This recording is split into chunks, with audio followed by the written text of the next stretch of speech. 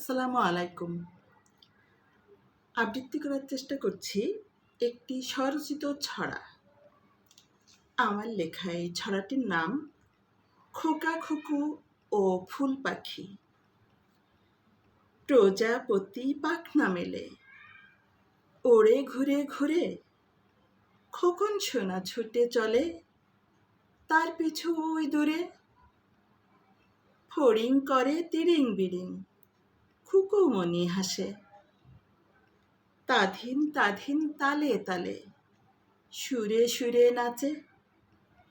লতায় পাতায় জড়ানো ফুল, মিষ্টি মিষ্টি ঘ্রাণ। বুনো ফুলের সুবাসে যে জড়িয়ে দিল প্রাণ।